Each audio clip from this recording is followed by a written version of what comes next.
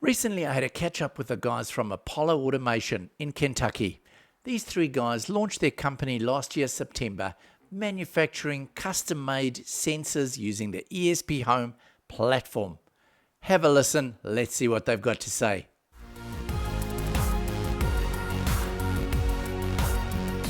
So, do you guys want to introduce your company and give us a little bit of background? Yeah. We're Apollo Automation. It's a small, it started as a hobby and it's quickly rolling into something more and more serious. Um, I'm Trevor, so I'm the technical lead, sensor development, things like that.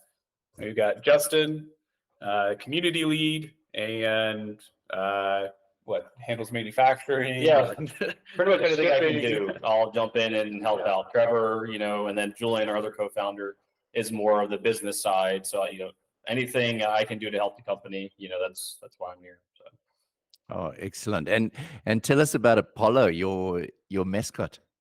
Yeah, so that's my dog. He's a German Shepherd, as obvious from the pictures and everything. And when we were kicking around the idea of were we going to make a company to do this or not, I was like, Apollo Automation has like a pretty good name to it. Good alliteration. We can use his image. He's quite cute.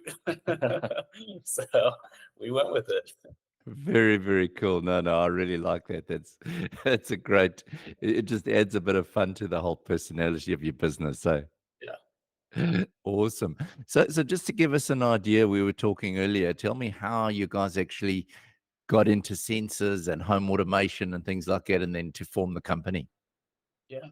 So we're longtime home assistant users, and longtime tinkerers and building our own with ESP devices. And we were just looking for, or I was looking for a sensor that was using millimeter wave, but I didn't want to have to buy all these other sensors, individual sensors that were already out there, if I wanted CO2 or temperature or whatever else. So then just kind of got the idea. I built a prototype and said, this works. It's going to be cheaper to build than buying almost one individual sensor that's out there. And so built our own. The community liked it and wanted to buy it. So that's when we decided to form a company. So we were a little more official. We were a little more protected, and doing it the right way. And that was all back in September when we started. Yeah, September. And decided to take it seriously. Took some business classes and started releasing it out to the public. And it's been a great climb since then. It's got difficult hurdles, but it's been quite fun. So what have been your biggest challenges so far? Scaling from a hobby to something that something you could do on the weekend for a day, to something we're building a community in our Discord. It's quickly scaling into, we got to sink a lot more time into this. We've got, Justin is becoming more and more full-time on the project. That's the biggest hurdle, is kind of transitioning there. That and, international shipping, that's been a big thing because we're based in the US. Fortunately, everything presence is in Europe, in the UK, even though I guess Brexit, the users in Europe have told us it's nice to have European distributors, but people in the UK still have issues with customs. But then I think Screek and some of the other manufacturers are in China. So that's been kind of the big things to kind of manage, is international shipping, customs fees. We've been through multiple different softwares, different shipping companies, and we feel like we have a pretty good shipping, lineup now, with some cheaper options, and then some, you can still ship UPS next day or if you wanted to. But fortunately, we do have a couple of European distributors that are working with us. We are working with Open Circuit. I think they're based out of the Netherlands. Mm-hmm. And then we have another distributor in Switzerland, called Domo Supply. Yeah. So those have helped us international quite a bit. Cool. So which is your most popular sensor so far? Our base MSR1, non-CO2. That's so millimeter wave, buzzer, LED, UV, lux, temperature, humidity, pressure. Yeah. that's it's the best seller. The others aren't too far behind. CO2 has been very popular. I think it's not something that's very available. There's a lot of CO2, which is like a CO2 estimation, which is pretty, I don't know what you say. Terrible. Yeah, terrible. I don't know how to word it's fake. Yeah. When you get to a real CO2 sensor, they're quite expensive, and there's not very many offerings out there. So that's been quite popular and pretty eye-opening to people. It's eye-opening to us. Yeah, right away. How shocking, like how fast it climbs, in your bedroom or your office. Waking up feeling fatigued, headaches, just poor productivity, if you work from home, so it was really nice to get a real like photoacoustic NDIR, SCD40 CO2 sensor. And, a lot of times for the price of our base MSR1, which is around $35, it's hard to find just the CO2 sensor, for like $20, $25, and then getting it to work, buy an ESP, like a breakout board or something to get it to work. So it was very eye-opening and something that, it kind of turned into more than we initially thought. We're like, this would be cool to add to it, but it's kind of become like one of the bigger selling points. Well, it's amazing how small it is. When I first started playing with CO2, I did the MHZ19. Don't know if you've seen that one. It's quite a lot bigger, the actual unit, but still fantastic quality of actually measurement. Whereas those cheap ones, I ordered one of those and just absolutely useless. So you have to go with the actual the light sensor. Otherwise, it's just absolutely useless. Mm-hmm. So moving forward from the current sensors that you've got, I've been watching your little survey that you're doing over there, and it looks like there's some really interesting things you look at.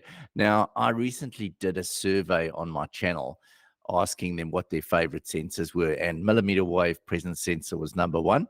And what's interesting, a lot of people are asking about being able to do it on a battery so that you don't have to have power connected permanently. I see you're asking the question. Have you got some ideas? Because no one's done that yet. We've got some tests running. We've not announced anything yet, but we're testing the viability of it. So the big thing with us is, so like we're actual home assistant users and home automation enthusiasts. Like I don't want to build a product that you have to change the batteries every month, right? Yeah. Nobody wants that in reality. No. Yeah. So you can have a battery millimeter wave, but we want it to actually be usable. Something that, I'm pretty lazy. I don't want to change my batteries. Really, once a year would be my minimum. Yeah. Because then you forget, and then it doesn't work, and then whatever, and you're always swapping batteries. Mm-hmm. So it is pretty highly requested. So we are exploring it. We need to do some more testing on battery life and things like that, but we are looking at that for sure. Yeah, because ESP chips can be pretty hungry, especially the Wi-Fi, and then also the millimeter wave itself can be kind of hungry. So yeah, you do have to give up some like functionality. You don't have the instant reporting to Home Assistant because we have to essentially put the whole thing to sleep and then wake up whenever you detect motion and then let Home Assistant know. So there is a few 100 millisecond delay. So there are some trade-offs, but if you want it on battery to be able to put it somewhere without power, it could be a great solution. I reckon that will really take off because there's a lot of interest in that. And getting back to basic millimeter wave sensor, because I've been playing around with them for a while now. One thing I've noticed is quite difficult to avoid is false positives. Tell us about that, a little bit about the actual settings and that you can make to actually avoid the false positives. Yeah, I mean, that's something that catches people off guard is how sensitive these devices are versus PIR. PIR is looking for your heat signatures and things like that. This is using radar and detecting small motion. So yeah, we have, well, first off, there's a great implementation that got added to Home Assistant or to ESP Home that allows us to expose all types of configuration variables that lets people, tune it. It seems like for quite a few, right out of the box, the default values are working great. And then from there, we've got guides and videos on tweaking them and tuning them if you have, maybe something moving in this space that you want to tune out. Yeah, it does for sure take some calibration for some use cases versus PIR.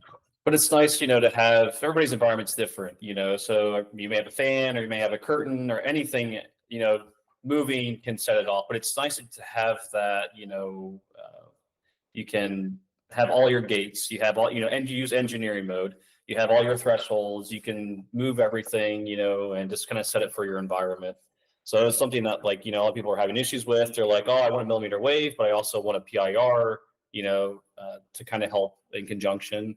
We actually initially started with a PIR on ours, but we actually ended up, getting kind of similar results, and it was still almost instantaneous with the millimeter wave. And then with engineering mode, when it really kind of allowed us to like, hey, we can probably do this without the PIR and still get very, very good results. And that has been the case. There's the occasional environment that if something's moving too much that it could not work as well, but it's been great. We recently tried out the HLK radar tool app that comes straight from HLK Highlink that make the millimeter wave, and they actually have an auto function on the app. So we do have a not a video, but we have a guide on how to use the app if you want to.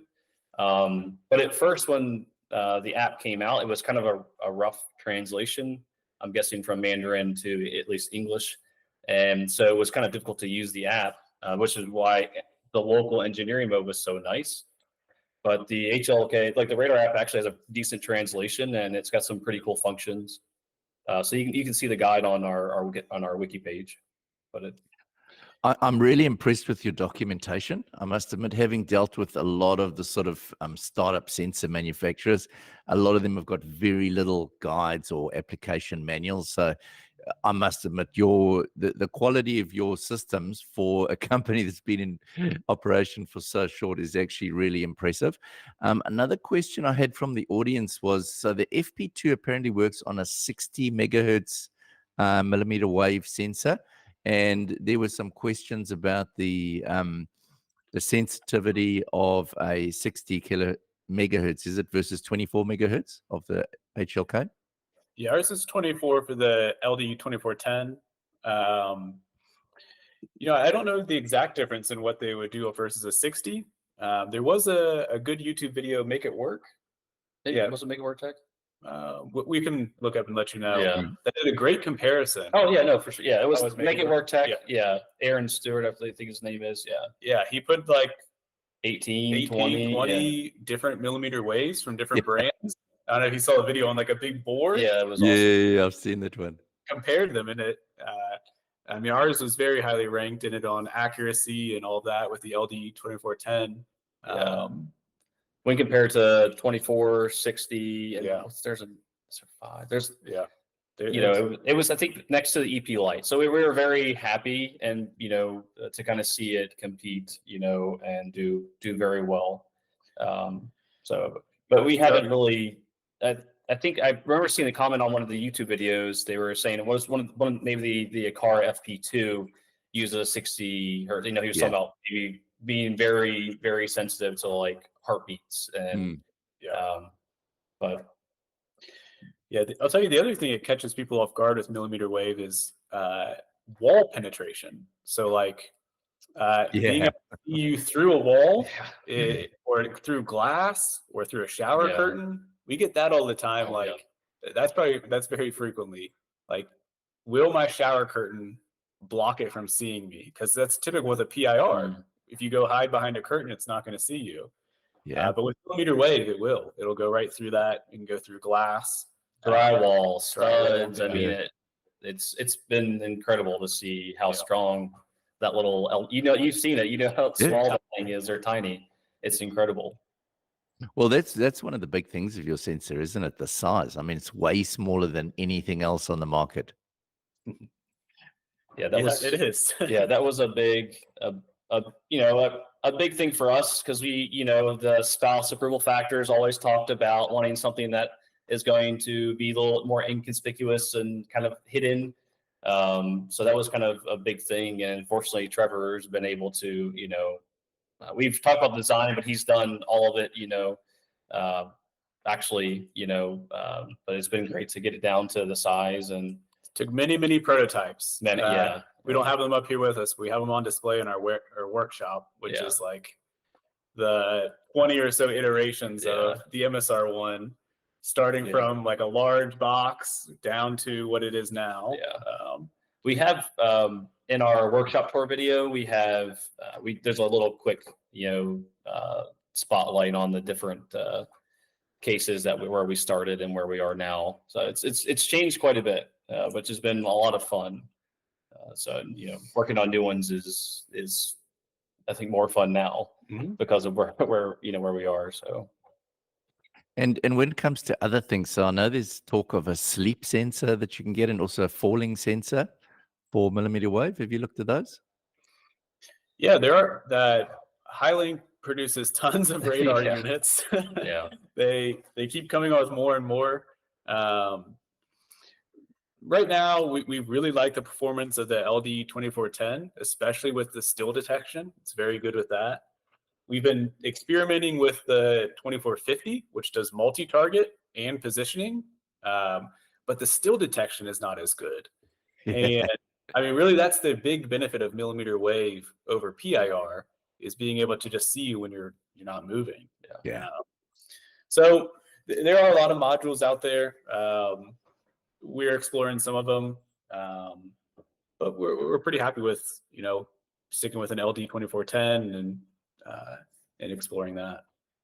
Awesome. And moving on to the air quality sensor. Now, I've been pretty fascinated playing around with that. So I've installed a heat recovery ventilation system in my house, which has been a really cool project. And that's been great to be able to watch how it's able to reduce the CO2 in the room.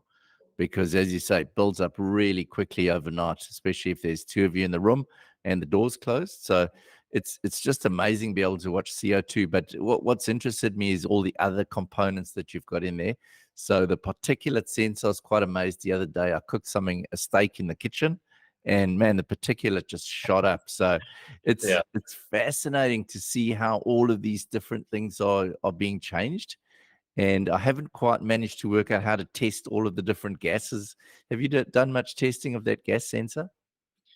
Yeah, so the gas sensor it's straight from DF Robot. So it's not our build. It's just, there's a cable in there and a port that allows the DF Robot to connect. And many other DF Robot sensors are able to connect. We've not publicly put those out there, but some of the community have tried some. And we've got a caveat on our website about the mix unit that it's not like a lab grade sensor. It's not going to tell you exact percentages. It's more of a detection, like presence. Is it there? Is it not there? It's a great sensor that came from community suggestion. When we were working on the MSR1, we had our poll open. And one of the top ones was an air quality sensor. We looked out there at what the offerings were in terms of size and price and features and lifespan. That's a big component. That a lot of these existing air quality sensors, they either have to run in non-continuous mode, meaning you get an update every 5-10 minutes, because their continuous battery or continuous lifespan is typically only 3 years is the most common. Wow. Is really shocking. We had a great use with the Sensorion for the SCD40, which is the CO2. And then that's where we found the SEN55, which is our particulate sensor, which has a 10-year continuous lifespan. Wow. Which is great. I mean, we want the real-time data, like you said, when you're cooking your steak. You want to know when your smoke levels are rising right then. You don't want to know in 10 or 30 minutes later after the fact. Community suggestion, we found that we don't want to bring an offering that is the same as somebody's or doesn't have enough differentiation or enough cost difference. So we have a lot of suggestions that, we do the market research on it all and say, there's already good enough sensors out there. There's not enough for us to, really shake it up. But the air sensor was one of those areas where we can come in. Yeah. And honestly, sorry to interrupt. I was just going to say that having the ESP Home platform was just what's amazing to me, because a lot of the other sensors like the acquirers and that, you've got to connect them via HomeKit, and then you don't have full access to all the entities. So I think, and also something about the way that you've implemented the ESP Home, because I've played with some of the other ESP Home based sensors and I've had some issues sometimes with connecting or setting them up. So overall, the experience, you seem to have really done the implementation really well. Thank you. Yeah, I mean, we've talked with, like we were saying, the ESP Home and Home Assistant teams. They've given us recommendations on certain pieces of it. Users have helped us. We have one particular user in our Discord who helped us a little bit with the ESP Home add-on integration. It's been amazing. The community response. Being able to talk with Nabokasa and the guys that run ESP Home and stuff has been really good. And again, that was like one of our big pushing points was like we want it to be plug and play. All of our stuff is open source. All of our, on our GitHub, you can look at all of our 3D files. You can look at our, every sensor we use. You can look at, our YAML codes for everything. And since the beginning, we've been, hoping like the community would like maybe remix our case. We have better airflow this way, or temperature, humidity, and pressure readings are better with, when I made the case this way. So that's been a really big thing, is like, kind of being community driven and, making what the community wants. Yeah. And I mean, all these, a lot of the Home Assistant and ESP Home users are tinkerers. They enjoy being able to see how something works. And if they don't like, or they want to tweak something or whatever, they could do it. So, same way. There's certainly a big pushback on the cloud-based stuff. So having everything totally open source and totally, local control, to me is just what's amazing, because that's what the community wants. And as you say, that community is growing so fast. I mean, I got into Home Assistant probably about 2.5 years ago, and I kicked off my channel about 1.5 years ago. And in that time, the changes that have happened are just something else, eh?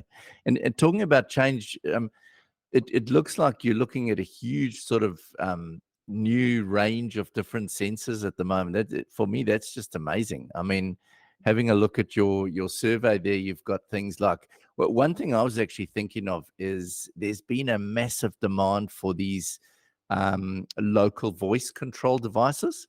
Is that something you might look at? Possibly. So There we go. So one big thing that we've used on our boards is they have, I was trying to find the air one. Yeah, no, there it is. They have, it's going to blur it out, unfortunately. Methane ports on them. So it's what our CO2 module plugs in. Mm-hmm. And the first MSR ones we were selling, the CO2 module was soldered on, actually. And we started thinking, like, what if we could do something else, like here? Like, what if, we didn't want a CO2 sensor, we wanted something else, and found a way to put a mezzanine on it, which is a very tiny connector.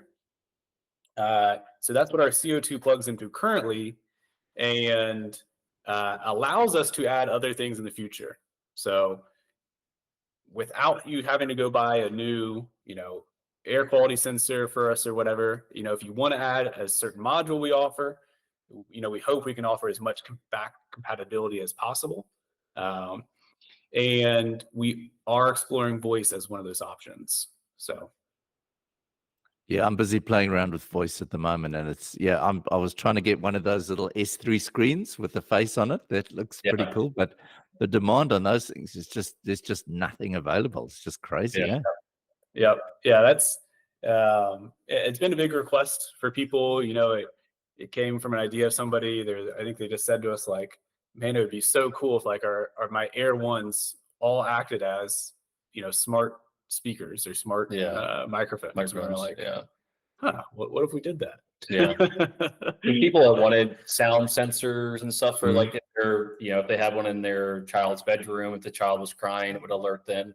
And then there's been, other instances where people are like, I want, to be alerted if there's a loud sound or something in this area. So it'd be nice to have that modularity. Like you said, you don't have to buy a whole new sensor. You can order directly from us and then just pop it on, I really like what Framework's doing for laptops and like, all these modular, like upgradable, not e-waste, is kind of a big thing. So it was really nice, when we made a decision to switch from soldering this SCD40 onto the PCB. And plus we were having to run two separate PCB runs. So now we just have one board and we can just, whether, you just pop the CO2 on there or not. So that's another one. Stay tuned. Awesome. I just can't believe the speed you guys are growing and changing and developing new stuff. So some of the other things I see there on your poll are the Eink displays. Now those are something interesting. Yes. Yeah. And a lot of these on our survey, they're more of like things we have wanted in the past. And we can't find a great offering. So we'll just put it on there, see if other people are interested. But yeah, I mean, there's not a lot of great Eink products out there for Home Assistant. The programming side of it is kind of complex, and that's kind of holding us back a little bit right now. Not so much. I mean, it takes a lot of configuration to maybe like draw what you want on those screens. And so for us to set it up one time is one thing, but we want the community to be able to do whatever they want with them. So that's the only thing we're kind of skirting around right now, trying to figure out is how do we make that easier for people versus what's, going into YAML. And I don't know if you've played around with them or not, but they take lots of lines of code in YAML to put squares here and this sensor there. Yeah. And it quickly becomes a lot.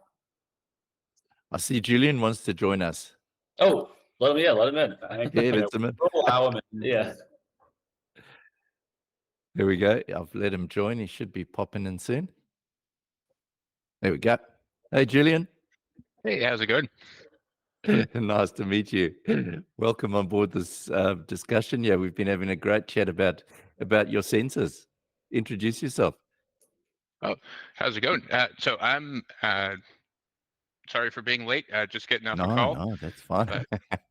I'm primarily focused on the business side of things for our sensors, our financial planning, taxes, everything else that deals less with the hardware. We've just been talking earlier about the success you guys have had up to now and sort of the number of things that are coming in the future. I really like the idea of the fact that you're engaging so closely with the community, both on your Discord and also on the blog and things on your site. How have you managed to get yourself out there so quickly? YouTubers. Yeah. It's been great. Really? Bloggers, YouTubers, just, posting on the Home Assistant forums, the actual Home Assistant community forums, on Home Assistant subreddit, ESP Home subreddits and Discords, just getting out there. We were pretty hopeful when we got a few sensors out there. People were like, okay, these things are actually pretty cool. And then like they would start posting about them as well. But YouTubers have really been a big help because you showcase it. You guys have the followers, and we felt like it was we were talking about coming to market with something that was pretty strong and that we think would do well. And so it's been great to see the response from the videos and the bloggers and everything, getting good reviews. Yeah, and I mean, I think the big thing that helps is like what this interview will help as well is, we're real people, Yeah.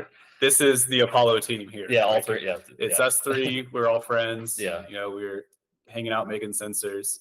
We're not some big corporation that's just pumping something out and then you can never get support. You can never talk to somebody. Any support, if you're talking to Trevor or I. I mean, anything that comes in, all the emails, all the support on the Discord, and all of our support, is open on Discord. So, like we're very transparent about any, issues somebody may be having. Fortunately, most are get resolved, but that's one of the best things is just having that one-on-one, with the community. If I'm a consumer and want to buy a product, like I would love to see the people who are actually doing it, actually talking with the people, so it's something that's important to us. And I've told users that, like, if we ever, get away from that, call us out, so like, let us know if it ever looks like you get to that point to where, you can't talk to any of us anymore. You like call us out. Cause like, as long as I'm here, like that's the plan, is to be like, do as much as I can, talk to everybody that I can and still be a part of the community. So you guys are still doing full-time jobs, or have you actually got into this business now totally?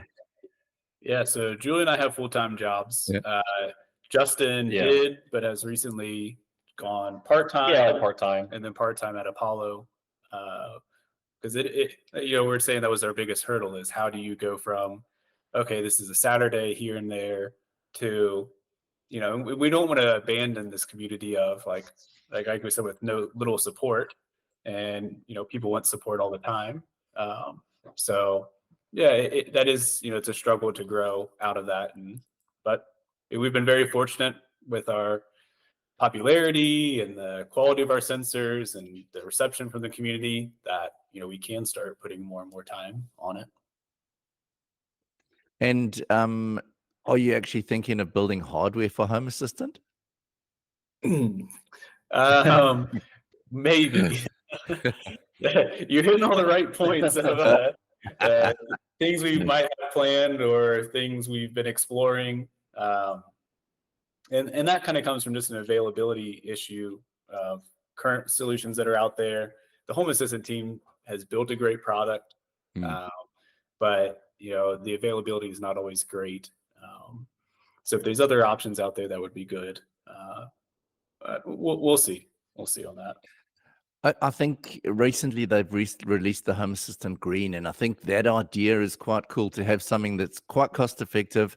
It's fully set up, because a lot of questions that I've had on my channel about, I've done some install videos for doing it on the Pi and stuff, and a lot of people aren't at that level where they actually want to go down and get a Pi and flash an SD card and things like that. So I think moving Home Assistant to the next level through things like having a hub that you can buy and just plug in, and then things like the drag and drop dashboard are really awesome. So it'd be really interesting to see how it's going to move forward, because looking personally at it, I've got Apple HomeKit running in the background that I just fiddle around with a bit, but I've never really been tempted to use it because it just seems to be so locked down and things.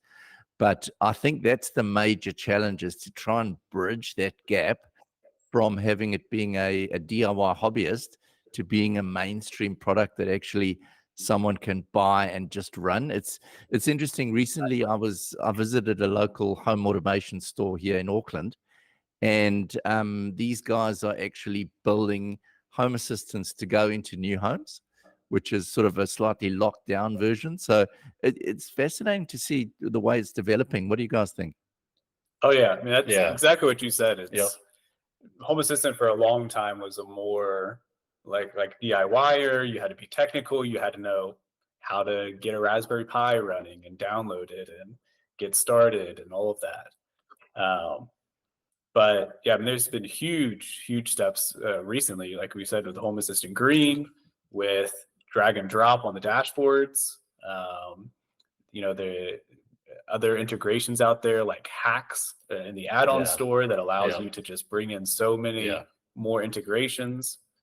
No, it is really awesome, and it's great to see it grow.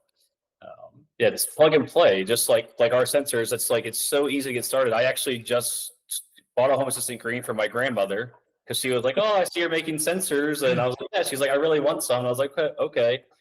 So I got a Home Assistant Green, went to her house, plugged it in. Home Assistant, goes right away, and then plug our devices in, and then they connect right away. She wanted like an alarm system. I was using the Hacks Alarmo, which was awesome. I plan on making like a guide here pretty soon of kind of like what I did with hers, but very easy, all local. It was phenomenal. But yeah, that plug and play. I mean, getting people in the Home Assistant. I think Julian, you've got a Home Assistant Green as well, right? Same thing. Sent it over to my neighbor, had him test it out from scratch. His first Home Assistant experience. He had a great time. Not only testing out our sensors with it, but connecting other things in his home, finding what works with Home Assistant, and being able to bring components together he'd never been able to before. It's amazing. You start Home Assistant and then you get all these notifications that, devices discovered. And you're like, do I even have these in my house? Like, I didn't know that these were even, I could even connect to these things, so that's awesome as well, just seeing what, is smart in your home. And especially with also things like Bluetooth proxy. Have you thought of bringing that into your system at the moment? Yeah, we've been exploring Bluetooth proxy. It consumes a lot of the resources on these ESP chips, and we're using quite a low power one, just for size and for the cost. So things like Bluetooth proxy, or the Bluetooth, the presence tracking. Yeah, there's ESP presence and stuff. Yeah. We've got some of the Bluetooth stuff running on them, but haven't officially supported them yet. Because I'm actually quite surprised with the Bluetooth proxy, how a lot of people seem to think Bluetooth's not great, but honestly, the connection I'm getting with the Bluetooth devices I'm using, just amazing. I've been using a lot of those tiny little Xiaomi sensors for just all around the home for picking up temperature and humidity. And yeah, I find the Bluetooth works great. I've converted some of them to Zigbee recently. So there's quite a lot of questions about battery consumption when you convert them and things. But yeah, for me, Bluetooth seems to work quite well. That's good to know, for sure. Yeah. That's one of the things we're working on to get the official ESP Home designation. You have to have, I think we've meet all their cars except a couple a Bluetooth connection and then one of the USB connections. So, hopefully here soon we'll finish with that and actually get that nice little, made for ESP Home sticker here soon. We just had some issues with some of our other, because I guess we're in the Arduino framework right now, but some of the even our RGB controller and stuff, we have to change over a couple things before it'll work with that ESP, the IDF framework that they require. But I really like that you've got that RGB. I think the little demo of just walking up and down and the colors changing, for me, that was really, really cool. It just gives you that immediate sort of feedback on what's going on with the sensor. Yeah, it's kind of like what we were talking about earlier. We wanted to give as many options on the sensor for people to use, as we could cram in there at a good price, and so to be able to, add a buzzer or add a light. Not everybody's going to use them all, but it allows people to do all kinds of things and to just play around with them. Yeah. We've got examples out there of playing Christmas tunes and things like that on our buzzers. Yeah. Not super practical, but it introduces you to, a new output of a way for your Home Assistant to send you notifications or talk to you or what. The people are using them for, say, if your CO2 levels get too high. We have a user who actually has it connected to their Alexa, and once the levels get, usually typically above 1,000 or so, it's recommended you have some recirculation going on. So he has his turn red, and then he has his Alexa, say that, the levels or CO2 levels are increasing. So it's been great to see, how people are using, the RGB, LED and using the buzzer. We have a trash night automation, so Monday night's my trash night. So my MSR ones turn green just to remind me oh, okay, I need to go take the trash out. Just simple things like that. Or it can be, more in depth, How do you actually control the buzzer? Because I couldn't seem to find the actual control for the buzzer. Yeah, so you call the service. Is it a service call? We can shoot you a wiki article. Yeah. Yeah, please. We have a wiki.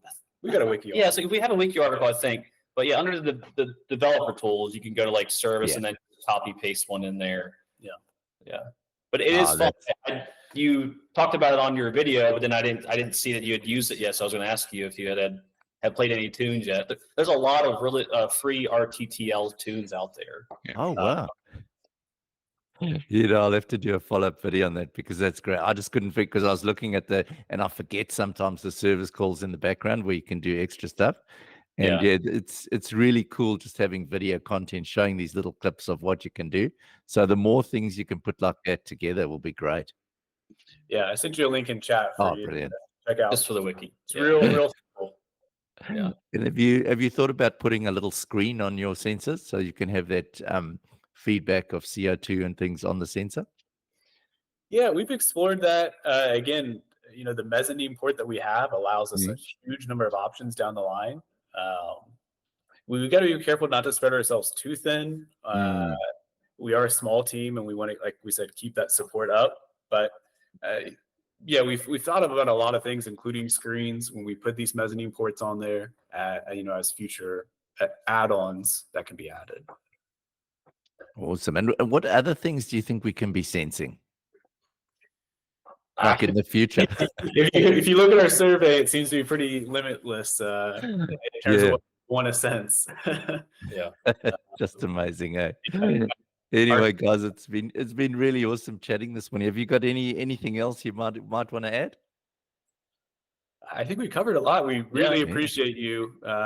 This is your, you said your first interview. This is our first interview with a maker. So that's been great. We appreciate it. Yeah. Oh, fantastic. No, it's been really awesome to meet you guys, and look forward to staying in touch and working with you in the future. Of course. Yeah. Anytime. Awesome. You have a great day. Yeah. Reach out if you have any questions on any of this. So, all right. Totally. I will do. As I say, I keep getting questions from my audience coming through on the chat. And yeah, it's great to just have that easy communication with you guys. Yeah. What's the best way to get hold of you on the Discord? Is that the best? Yeah, Discord works great, because we're usually can respond pretty quickly, but our email address, there's a Shopify chat as well. If you go to our store page in the bottom right, there's a little chat. And then our wiki has all of our socials and all of our, ways to contact us. But it's pretty easy to get a hold of us. Well, yeah. Right. Up to now, your response has been amazing. So real big shout out to you guys. Thanks, Simon. Awesome. Thanks a lot. See you then. Appreciate it.